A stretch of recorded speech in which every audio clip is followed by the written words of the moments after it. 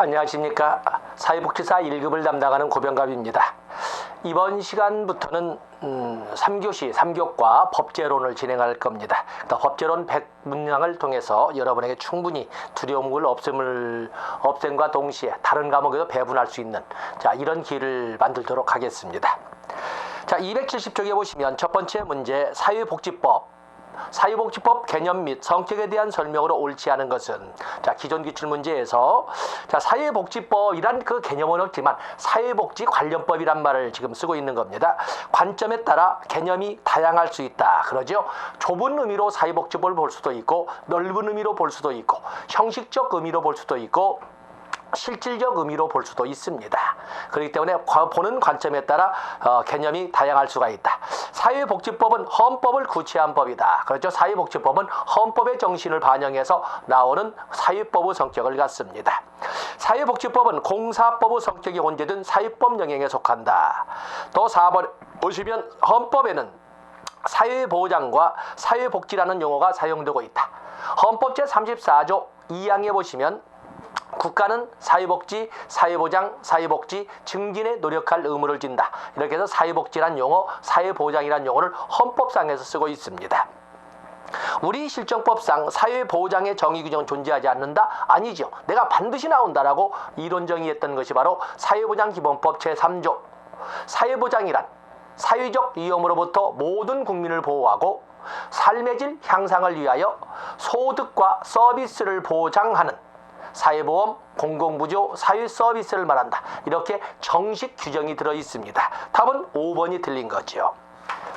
다음에 두 번째 문제를 보시면 사회복지법의 법원에 관한 설명으로 옳은 것은, 여기 법은 한자로 적은 것처럼 이건 법의 존재 형식을 말하죠. 법의 연원 또는 법의 존재 형식을 말하고 있는다. 법을 어디서 찾아내느냐라는 것을 말하고 있는 겁니다. 여기에는 법의 사회복지법을 포함한 모든 법의 연원에는 또는 법의 존재 형식은 성문법주의와 불문법주의가 있는데, 성문법주의는 최상위법인 헌법부터 시작해서 법률, 시행령, 시행규칙을 포함하는 명령, 그리고 자치법규, 또 국내법과 같은 요력을 지니는 국제법, 또 이런 등등을 우리가 성문법주의로 설명할 수가 있고, 그에 비해서 판례법, 관습법, 조리 등으로 우리가 설명할 수 있는 불문법이 또 있습니다. 여기 보겠습니다. 사회복지법의 근거가 되는 헌법 규정은 선언적일 뿐 규범적 효력은 없다. 이 사회복지법의 근거가 되는 헌법이라고 하는 것은 소위 국가와 국민 간의 권리, 의무에 관한 것으로서 특히 사회복지에 관한 국가의 의무, 특히 생존권 조항 규정이 헌법 제10조부터 시작해서 31조, 32조, 33조, 특히 34조 인간다운 생활할 권리, 또 다시 말해서 31조부터 약 36조까지는 사회복지법의 기본 근거로서 규범적 효력도 갖습니다. 사회복지법령은 의무복주의다. 사회복지법령이라는 것은 규범적 효력이 있을 뿐만 아니라 사회복지법령은 강행복주죠. 다음에 우리나라는 단일의 사회복지법조는 존재하지 않고 여러 개별 법률도 있다. 그래서 우리나라에는 사회복지법이란 용어도 없고 그냥 사회복지법이라고 불러줄 뿐이지요. 또 단일의 사회복지법전도 없고 개별적으로 존재를 하고 있습니다. 이건 맞는 거지요. 유연위법인 사회복지법령은 이것은 취소할 수가 없습니다. 그래서 유연위법은 이건 무효입니다. 무효. 다음에 사회복지 행정기관의 내부 문서 정리를 위한 지침은 법규 명령에 해당한다. 여기 내부 문서 처리 이런 행정규칙과 같은 것은 이것은 지침으로서 법규 명령보다는 법규 명령은 해당되지 않고 행정명령의 개념을 갖습니다. 여기서 맞는 것은 답이 3번이 되겠습니다. 다음에 3번 문제를 보시면 사회복지법에 성문법원이 될 수 있는 것을 모두 고르면, 조금 전에 설명한 것처럼 성문법주의로 해서 성문법 전으로서 존재하는 것은 헌법, 법률, 명령, 자치법규 또는 국내법과 같은 요력을 가지는 조약이나 국제법, 이런 등이 성문법이 되겠습니다. 관습법이나 판례법이나 조리라고 하는 것은 이것은 불문법이 되겠지요. 그렇기 때문에 여기에서는 니은번과 리을번, 답은 3번이 되겠습니다. 페이지 넘어가 보겠습니다. 사회복지에 관한 우리나라 헌법 규정이 아닌 것은 출제된 지가 오래됐기 때문에 헌법이 나와야 된다, 나올 때가 됐다라고 설명할 수 있습니다. 그래서 헌법 제31, 제34조를 쭉 우리가 핵심만 잡아서 설명했을 적에 34조 1항 모든 국민은 인간다운 생활할 권리를 가진다, 생존권의 근거 규정이다, 또 모든 국민은 이라고 규정함으로써 보편주의 운영 이념을 분명히 하고 있다. 다음에 2항에 보면 국가는 사회보장, 사회복지 증진에 노력할 의무를 진다. 국가의 사회보장, 사회복지 증진의 의무를 설명히 정의하고 있고, 그리고 3항에 보면 여성복지, 4항에 보면 청소년복지나 노인복지, 또 5항에 보면 장애인복지나 공공부조의 근거 규정의 개념을 부여할 수 있는 것이 나와 있고, 6항에는 국가는 재해 예방에 노력할 의무를 지고 있습니다. 이런 등이 헌법 제34조의 내용인데, 거기 보시면 국가는 모든 국민이 건강하고 문화적인 생활이 유지되도록 하여야 한다. 국가가 모든, 여기 이 내용이라고 하는 것은 사회보장기본법의 내용이지 헌법의 내용이 아닙니다. 국가는 모든 국민은 인간다운 생활할 권리를 가진다. 국가는 여자의 복지와 권익 향상에 노력하여야 한다. 국가는 노인과 청소년의 복지 향상을 위한 정책을 실시할 의무를 진다. 또 신체장애자, 질병, 노령, 기타의 사유로 생활 능력이 없는 국민은 법률이 정하는 바에 따라 국가의 보호를 받는다. 모두 헌법 제34조의 내용이 되겠습니다. 그래서 헌법 제34조는 출제된 지가 워낙 오래됐기 때문에 나올 때가 충분히 되었습니다. 준비하셔야 되겠습니다. 다음에 5번 문제를 보시면 우리나라 법령 제정에 대한 설명으로 옳은 것은 시행령, 보통 우리가 법률 아래 명령이 있는데 명령에는 시행령과 시행규칙이 있습니다. 시행령은 대통령령을 말하는 것이고, 그에 비해서 시행규칙이라고 우리가 부르는 것은 총리령이나 또는 부령을 말합니다. 보건복지부령으로 말한다, 고용노동부령으로 말한다, 이렇게 말한 것 등은 모두 시행규칙을 말하고 있습니다. 시행령은 행정각부의 장, 이건 틀린 거죠. 행정각부의 장이 발하는 명령은 시행규칙이라고 합니다. 법률을 제정하기 위해서는 법률은 유일무이한 입법권을 행사하는 입법부, 국회에 의해서 의결이 돼야 됩니다. 이건 맞는 거지요. 대통령은 법률에서 구체적으로 범위를 정하여 위임받은 사항에 대해서만 대통령령을 발할 수 있다. 이것은 위임받은 사항에 대한 대통령령이라고 하는 것은 위임받은 사항에 대해서 발할 수 있는 위임명령뿐만 아니라 법률을 집행하기 위해 필요한 경우에 발할 수 있는 소위 집행명령도 있습니다. 그래서 대통령령이라고 하는 시행령에는 위임명령과 집행명령이 있습니다. 국무총리 소관 사무에 관하여 법률의 위임 없이 직권으로 총리령을 발할 수 있습니다. 소위 시행규칙이라고 하는 명령 중에 시행규칙이라는 총리령이나 부령에는 법률의 위임을 받은 이 위임명령뿐만 아니라 그 직권으로 발할 수 있는 직권명령이 있습니다. 그래서 시행령인 대통령령에는 위임명령과 집행명령이 있고, 그리고 총리령이나 부령이라고 시행규칙에는 거기에는 위임명령과 직권명령이 존재를 합니다. 당연히 직권으로 총리령, 부령 발할 수 있습니다. 법률안 제출권은 국회의원만 갖는 것이 아니라 법률안 제출은 국회의원뿐만 아니라 정부에도 있습니다. 그래서 헌법 제52조에 의해서 법률안의 제출권은 국회의원과 정부에 있다라고 규정을 하고 있습니다. 여기서 맞는 것은 답은 2번이 되겠습니다.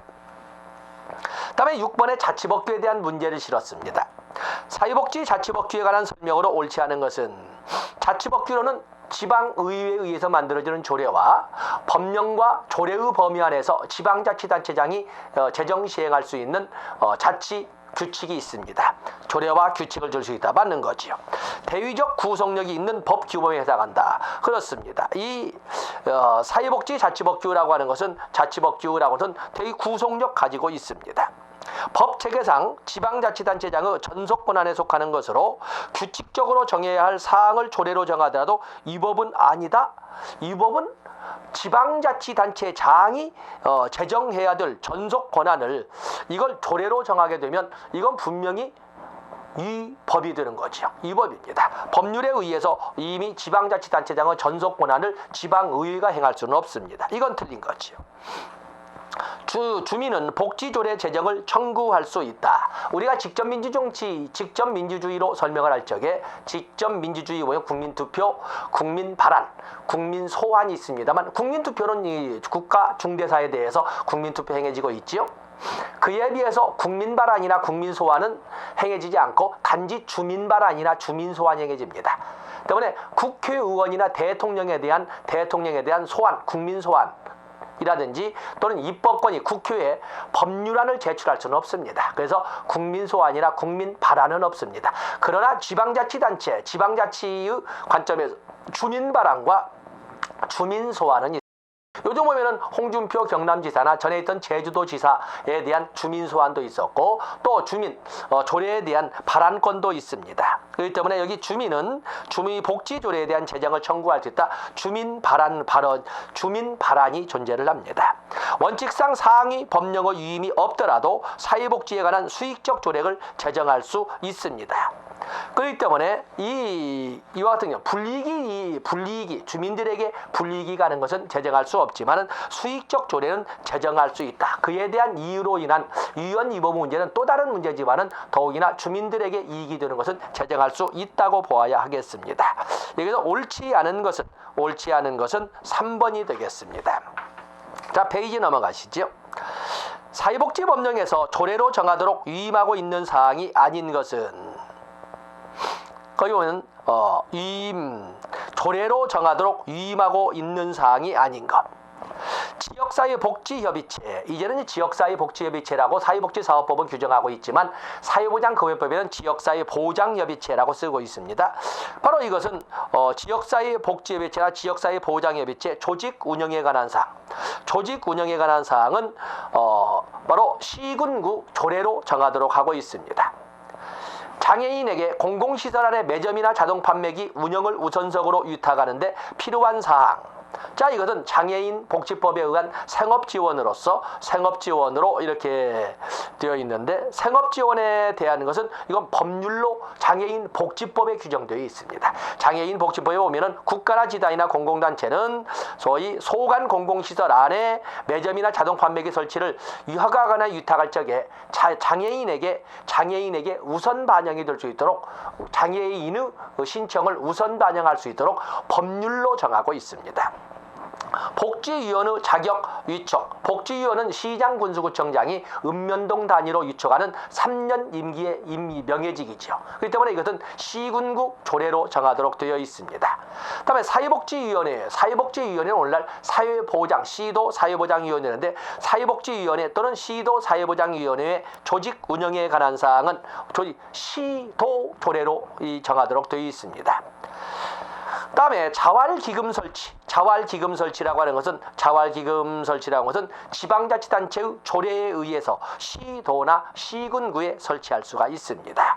또 장애인에 대한 생업지원은 장애인복지법 법률로 정하도록 되어 있습니다. 다음에 8번 문제, 사회복지에 관한 법들의 제정 시기가 바르게 나열된 것은, 자, 이것은 우리가 법제론에서 쭉 적었던 거 여러분 해설에다 박스 충분히 집어넣었습니다. 재해구호법, 우리가 보면 1960년대 이전의 중요한 법률로 본다면은 재해구호법이나 1960년 공무원연금법, 1961년에 있는 생활보호법, 또 61년에 아동복리법, 또 그러면 그 당시에 있었던 여기 나온 재해구호법, 전부 61년에 나온 거죠. 또 윤락행위 방지법, 전부 61년에 나오는 겁니다. 또 그런가 하면은 산재보험법, 63년에는 사회보장에 관한 법률이 제정되면서 최초의 사회보험법으로 산재보험법, 그리고 그 다음 달에 12월 달에 의료보험법이 연거푸 63년도에 제정이 됩니다. 이건 63년도지요. 다음에 2번 사회복지사업법은 기본이죠. 1970년. 다음에 정신보건법은 1995년. 1995년에는 정신보건법, 정신보건법, 여성발전기본법, 그리고 사회보장기본법이 1965년에 나왔습니다. 1995년에 나오는 거죠. 다음에 노인복지법, 아동복지법, 장애인복지법. 물론 장애인복지법은 그 당시 이름이 심신장애자복지법이었습니다만 모두 1981년에 나옵니다. 긴급복지지원법은 2005년에 5년짜리 한시법으로 제정되었다가 2009년 개정으로 연구법으로 바뀌었지요. 2005년이 되겠습니다. 국민건강보험법은 1999년에 제정되어서 2000년부터 시행되었고, 노인장기요양보험법은 2007년에 제정되어서 2008년부터 시행되었습니다. 영유아 보육법, 청소년 기본법은 1991년에 제정되었고 다문화가족 지원법은 2008년에 제정이 되었습니다. 마침 이렇게 해서 우리가 법제론에서 다룰 수 있는 법을 충분한 시간을 가지고 반복할 수는 없지만은 그래도 이 몇 개를 끄집어냄으로써 여러분들이 좀 공간을 만들어 주셔야 됩니다. 해설지 보시면 충분히 답을 다뤄놨습니다. 다음에 거기 9번 문제는 여러분들이 해설을 통해서 읽어보시고 역사니까 페이지 넘어가 보십니다. 10번에 보시면 국제노동기구를 통해서 채택된 것은 국제노동기구에 의해서 채택된 것은 사회보장에 관한 최저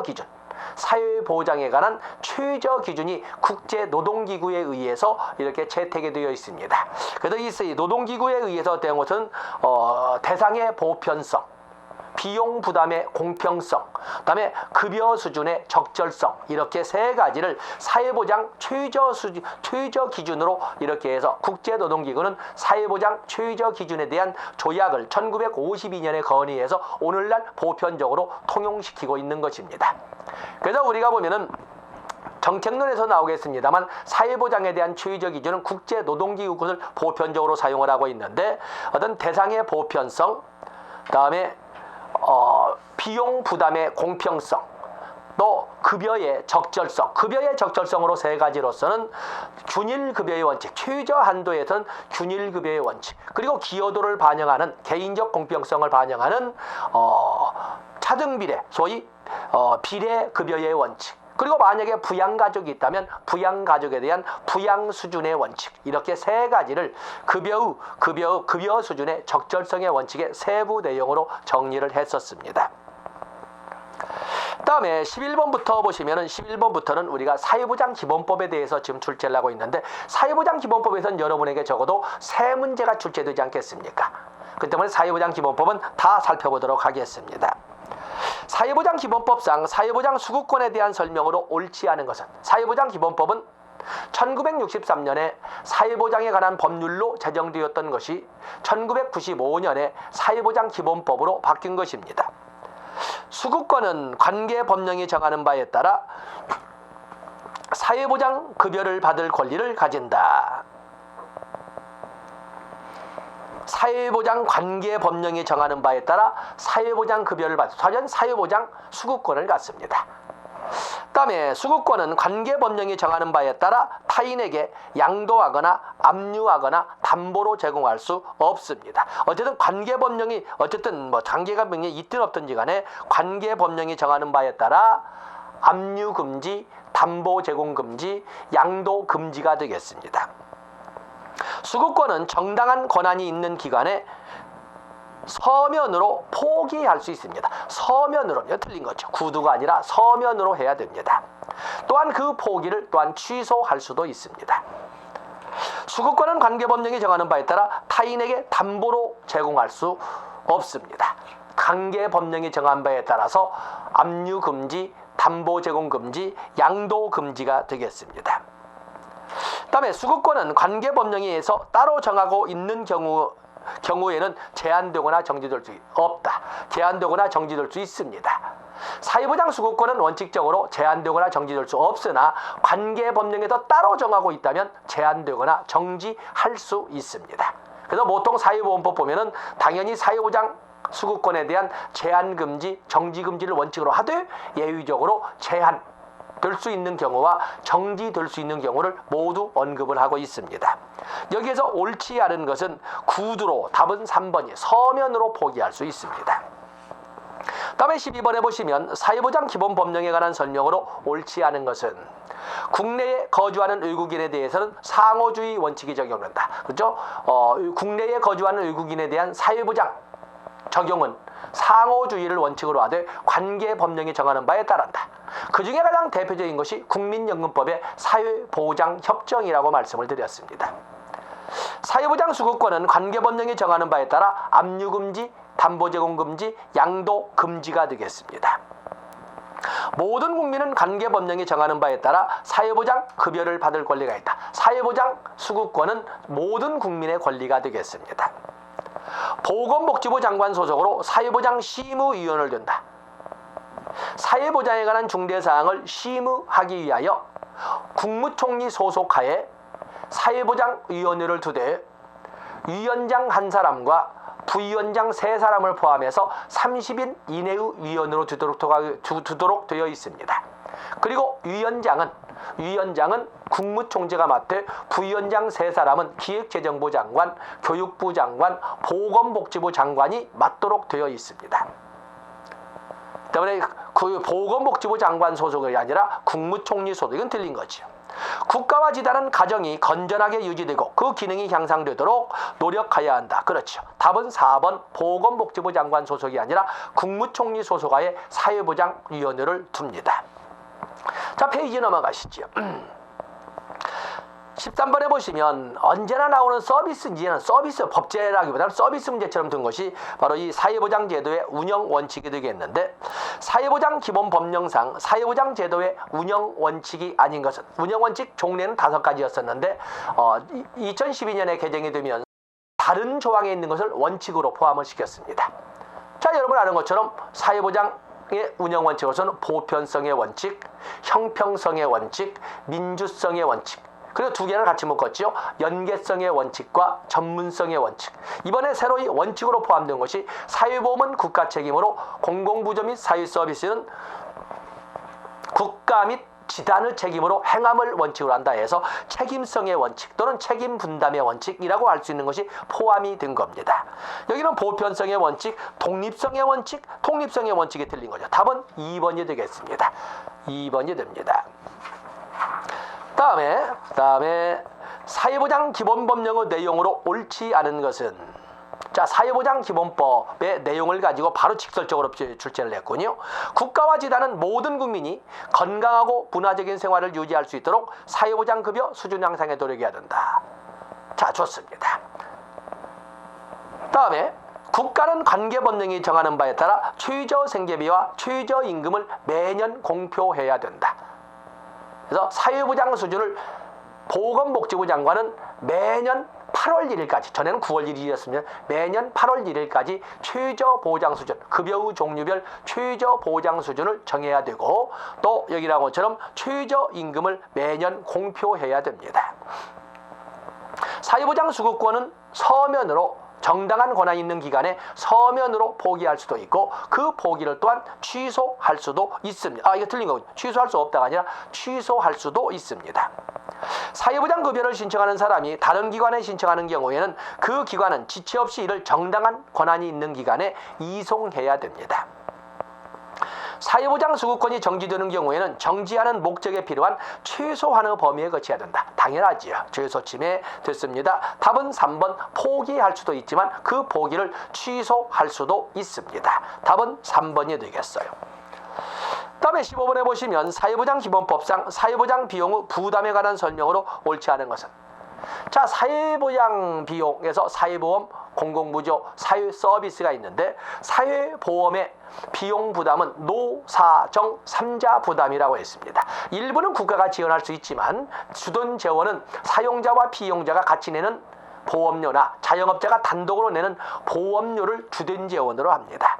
그에 비해서 공공부조나 사회서비스는 소위 법률로 정하는 소득 이하인 사람에는 전액을 부담하지만 그러지 않는 사람은 수익자 부담을 원칙으로 하고 있습니다. 2번에 보시면 부담 능력이 있는 국민에 대한 서비스 비용은 수익자가 부담하는 것을 원칙으로 한다. 당연히 부담 능력이 있는 국민에 대한 서비스는 수익자 부담의 원칙으로 해야 되겠죠. 일정 소득 수준 이하의 국민에 대한 사회 서비스 비용의 일부나 전부는 국가나 지단이 부담한다. 사회 비용은 사용자, 피용자 및 자영업자가 부담하는 것을 원칙으로 한다. 공공부조의 비용은 조세를 재원으로 해서 이끌어가는데, 공공부조, 국민기초생활보장제도나 또는 기초연금제도와 같은 경우에는 조세로 하되 국세 부분, 국가가 받는 부분은 40에서 90%가 되겠고 나머지를 가지고 시도와 시군구가 분담하도록 되어 있습니다. 때문에 공공부조 비용 국세 부분이 40에서 90, 그리고 나머지 부분을 시도와 시군구가 분담한다. 이렇게 알아주시면 되겠습니다. 답은 5번이 되겠지요. 자, 페이지 넘어가겠습니다. 275쪽에 보시면 사회복지사업법령상 기본 이념을 모두 고른 것은 사회복지사업법이 나와 있습니다. 사회복지사업법은 누구든지 자신의 결정에 의하여 또 공공성, 또 인권보장, 이렇게 간단하게 보편주의 운영 이념, 자율성 존중의 이념, 공공성의 이념, 그리고 인권보장의 이념, 이 네 가지 단어처럼 우리가 외웠습니다. 자, 보신다면 사회복지를 필요로 하는 사람들은 누구든지 자신의 의사에 따라, 누구든지 보편주의 운영 이념, 자신의 의사에 따라 자율성 존중의 이념, 서비스를 신청하고 제공받을 수 있다. 사회복지법인 및 사회복지시설은 공공성을 가지고 공공성을 확보해야 된다. 공공성의 이념. 그 다음에 사회복지 사업을 시행하는 데 있어서 사회복지를 제공하는 자는 사회복지를 필요로 하는 사람의 인권을 보장해야 된다. 인권보장의 이념. 그래서 사회복지사업법상 사회복지사업의 이념은 보편주의 운영 이념, 그렇죠? 누구든지 자율성 존중의 이념, 자신의 의사에 따라 공공성의 이념, 인권 보장의 이념, 이렇게 단어로 적어 놓으시고 암기해 놓고 넘어가시면 됩니다. 거기 보면 니을번에 생활이 어려운 사람에게 필요한 급여를 실시하여 최저 생활을 보장하고 자활을 돕는 것으로 목적한다. 이것은 사회복지 사업의 이념이 아니라 국민기초생활보장법의 제1조 목적이 되겠습니다. 답은 기역, 니은, 디귿이 되겠어요. 다음에 17번에 보시면 사회복지사업법령상 사회복지사업의 근거가 되는 법이 아닌 것은, 자, 사회복지사업법 제2조에 보면 사회복지사업의 근거 법령들이 쭉 나열되어 있죠. 그것이 24개, 25개 앞으로 계속 늘어날 겁니다. 제가 여러분들에게 이론 강의를 할 때 노트 정리해 준 것이 여기에 포함되지 않는 것 크게 3가지를 들었습니다. 사회복지사업법상 사회복지사업의 근거 법령이 아닌 것, 왜냐하면 사회복지사업법에 규정되어 있지 않은 것은 기본법 없다. 사회보장기본법, 여성발전기본법, 건강가정기본법, 청소년기본법, 기본법이라고 붙은 것은 없습니다. 다음에 사회보험 관련 법령, 국민연금법, 국민건강보험법, 산재보험법, 고용보험법, 노인장기요양보험법, 보험료 징수법, 국민연금과 직영연금 연계에 관한 법률, 공무원연금법, 군인연금법, 사립학교 교직원연금법 등등 없습니다. 그리고 청소년 관련 법률 없습니다. 청소년 기본법 아까 없다고 그랬고, 청소년 보호법도 없고, 청소년 복지 지원법도 없습니다. 자, 없는 걸 설명했지요. 아동복지, 노인복지, 장애인복지 다 있습니다. 한부모 가족 지원, 다문화 가족 지원 다 있습니다. 국민연금, 이건 사회보험법, 이건 없지요. 장애인복지법, 다문화 가족 지원법, 노인복지법. 답은 2번이 되겠어요. 다음에 18번에 보시면 사회복지사업법상 사회복지사에 관한 내용으로 옳은 것은, 자, 사회복지사. 우리가 사회복지사 그러면 언제나 다루어질 수밖에 없는 문제 아니겠습니까? 사회복지사.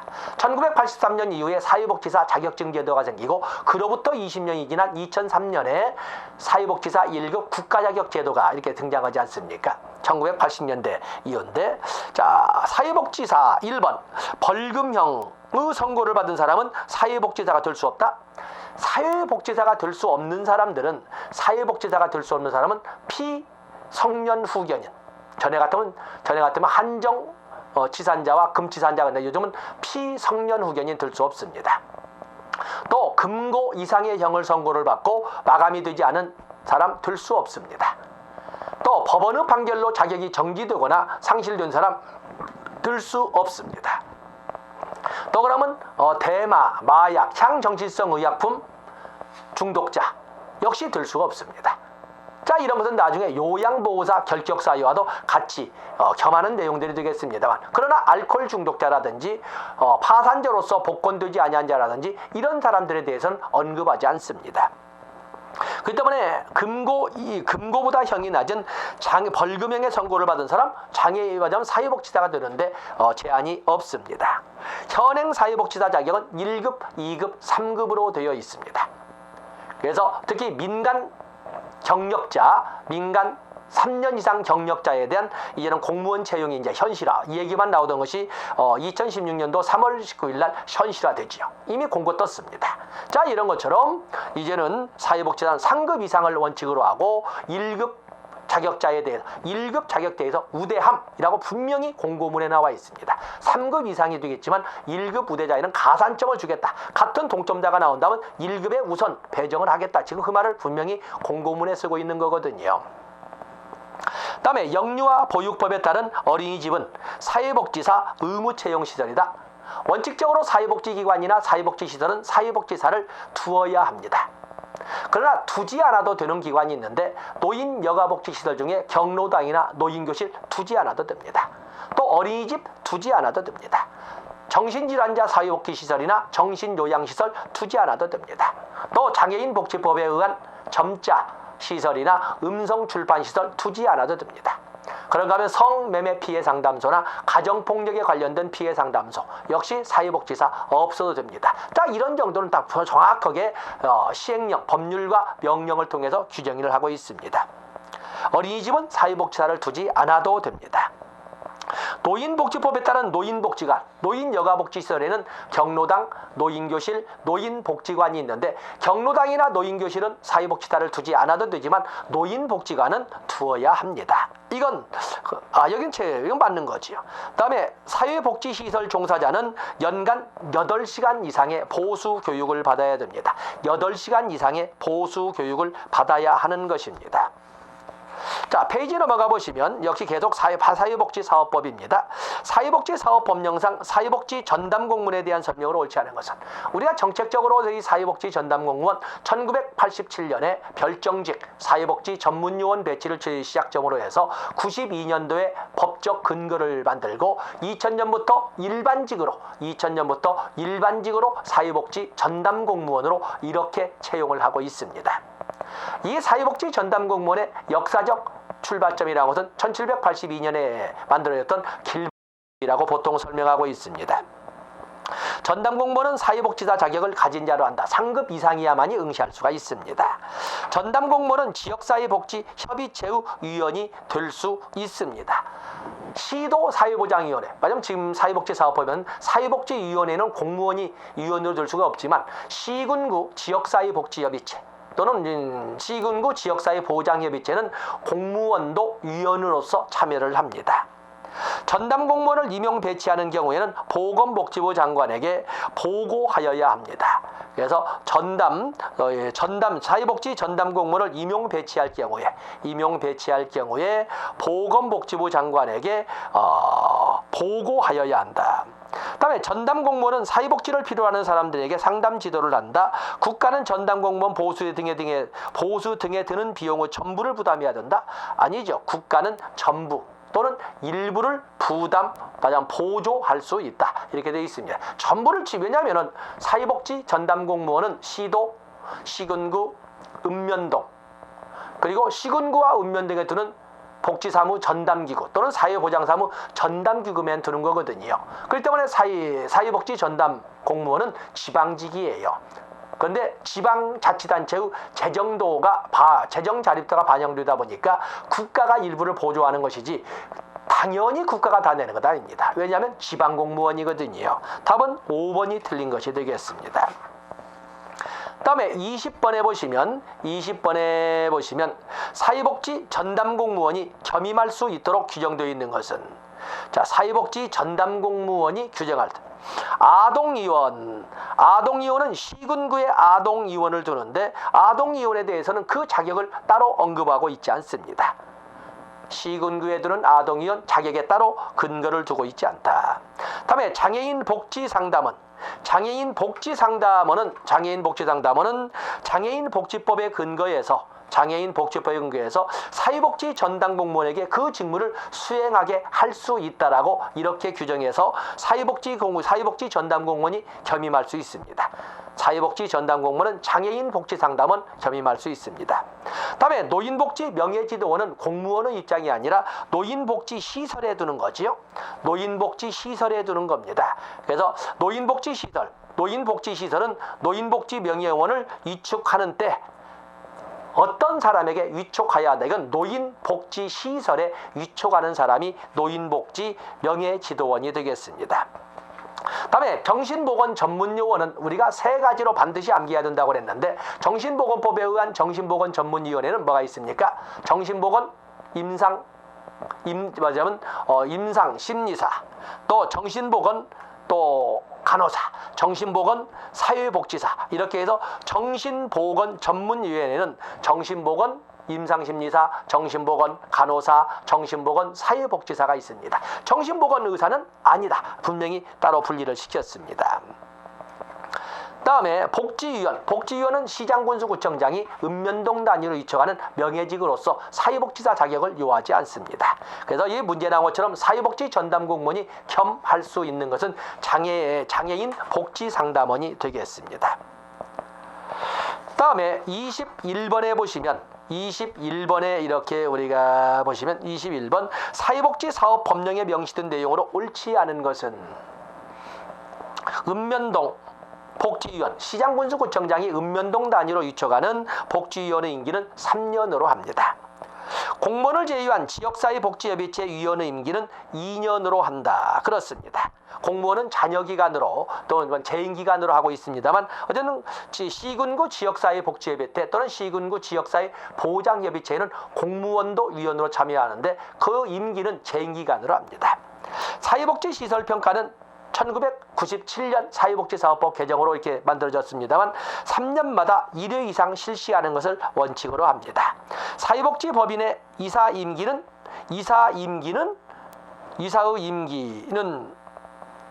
사회복지법인의 이사의 임기는 3년이지만 감사의 임기는 2년으로 되어 있고 연임할 수 있습니다. 이사는 3년, 감사는 2년입니다.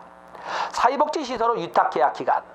사회복지시설, 국가나 지단은 사회복지시설을 설치 운영할 수 있는데 그 국가나 지단이 설치한 사회복지시설은 사회복지법이나 비영리법이나 위탁 운영하게 할 수 있습니다. 그때 위탁 운영 기간은 5년 이내를 원칙으로 하도 갱신할 수 있다. 이렇게 규정을 하고 있습니다. 3년이 아니라 5년이 되겠습니다. 답은 5번이 되겠습니다. 자, 이 시간은 여기까지 하고 다음 시간에 페이지를 넘기면서 22번부터 진행하도록 하겠습니다. 고맙습니다.